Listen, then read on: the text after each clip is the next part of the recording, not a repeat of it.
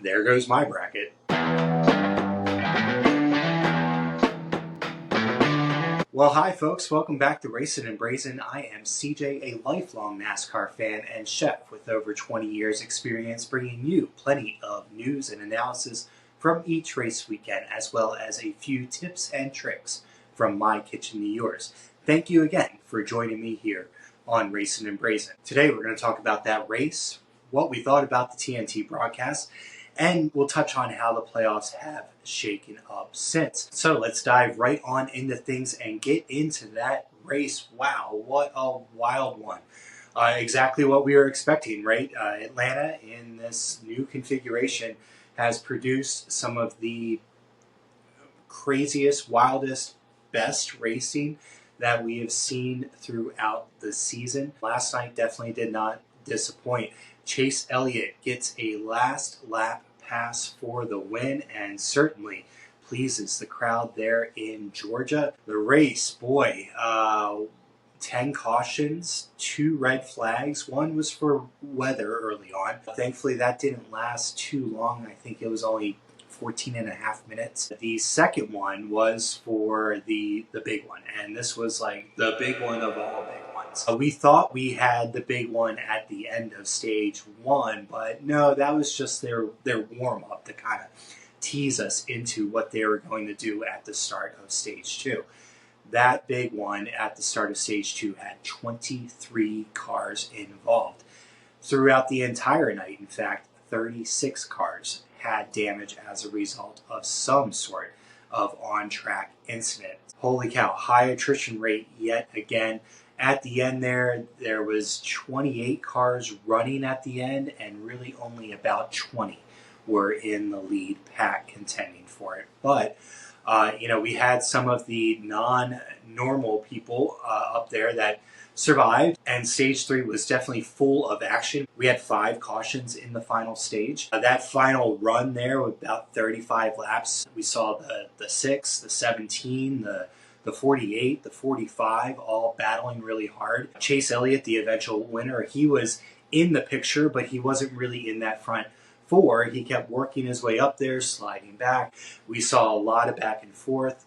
Brad Keselowski did a masterful job controlling lanes. I really thought he was going to hold things off. But Chase Elliott and Alex Bowman teamed up, made a good move there on the final lap, and Bowman held off Keselowski from making any second charge at Elliott. I will say we saw probably the most humble of an already humble Chase Elliott last night in that win. He was definitely praising his crew, and most importantly, during the post-race when he was sitting down with the TNT desk, praising Alan Gustafson, that's a hard one to say, his crew chief, for holding that team together through the ups and downs. Even though statistically Chase Elliott is having a bang-up year, no finish outside of the top 20, and generally finishing top 5s, top 10s all year long, they've admittedly said that they've had an up and down year and are not performing to what they expect themselves to perform at. But that was not the quote of the night. The quote of the night came out of Ty Dillon. His quote, I think, was along the lines of, to all of the Denny fans, I just beat your favorite driver. Boom. Yes. Good job. Good job, Ty Dillon. New fan here. Not really, but that was great. So let's talk about how the race was covered. This was the first broadcast for TNT, and well, I'm going to say meh. Yeah. It was nice to have the familiar group, in the booth with Adam Alexander, Steve Letarte, Dale Jr. That was nice. I was pleasantly surprised to see Shannon Spake back and Parker Kligerman. You could tell that TNT definitely invested a lot into some clean, fresh graphics. Those looked really good. Their intro was pretty good. I don't know who that person was doing the the intro, but you guys probably do. Impressed by the drone shots that they were able to grab, not only during the racing itself, but Dale Jr.'s around the track drone shot where he explained, what we were seeing. I thought was really cool there in the pre-race. However, there were no side-by-side action during commercial breaks, so we missed a lot of green flag coverage last night, which was definitely disheartening. And the pit road reporters, I was not pleased with. TNT, I think we have some room to improve for sure, but we all recognize that Amazon and the Prime coverage set the bar so high that I think all of us fans are going to find plenty to nitpick. What did save the night was Max and being able to watch the end cars. I was picking drivers that were generally hanging around 10th place during the commercial breaks so that I could kind of get a view of what was going on up front, but still kind of get a sense of what the rest of the pack was doing. And that was great to watch. So that gives us an opportunity now to put this race on the thumbs up or thumbs down gauge. All right, guys, let's give Atlanta a thumbs up or thumbs down, and I think we can all agree that was definitely a thumbs up. The racing was compelling the whole way through, even with a high attrition rate. Like I said, we only had about 21 cars running in the pack there at the end, but all of them were cars that need wins. You could tell that the cars were really hard to control. The surface at Atlanta is aging wonderfully, and I think that's producing that edge of your seat action that all of us fans want and crave at this style of racing, the drafting style racing. We saw the big one. I think all of us fans enjoy seeing those big ones. It was a little bit comical, but all in all, a good race overall to watch. We had a popular winner, which definitely contributed to it being a thumbs up. However, it wasn't like an emphatic thumbs up. TNT disappointed me with their broadcast, so the race itself was really good, but broadcast has room for improvement, no doubt.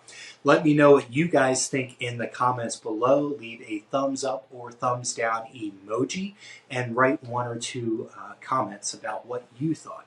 We'll give you a tally on Thursday's episode. Okay, guys, so that leads us now to what the playoffs are looking like. As you can see now, what once were 5 open spots is now down to 4 spots remaining in the playoffs with just 8 races to go. Very high possibility here that we are going to have 16 or more winners this season, especially with what is coming up. 2 road courses back to back. We still have another drafting style track with Daytona. I think we've got a lot of variables coming up here in the final 8 races. And if you look further down in the playoff standings, all the way up to position 30 has potential winners in there. There's nobody there in the top 30 that I don't think could pull off a win at any point in the next 8 races. So I think a high probability going forward here that we have more than 16 winners. Really hard to imagine. It's very rare that we get this many different winners in a season, but I think the way this season has been shaping up, and with those that still are winless as we stand in the season right now, anything can happen, and I think we're edging towards more than 16. Talking about winners, let's talk about how the picks played out before we put a bow on this one here today. Mom had first pick this week, and she went with Ryan Blaney, and unfortunately, Ryan Blaney was listed as the first one out, collected in that first big one, that little mini big one at the end of stage 1, and finished 40th. So that jumps her points up pretty high now to 273.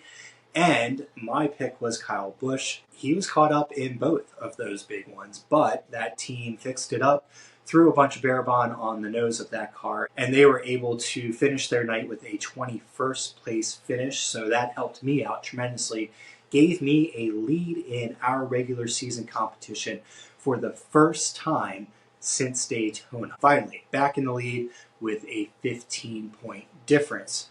Woohoo! With the first pick next week.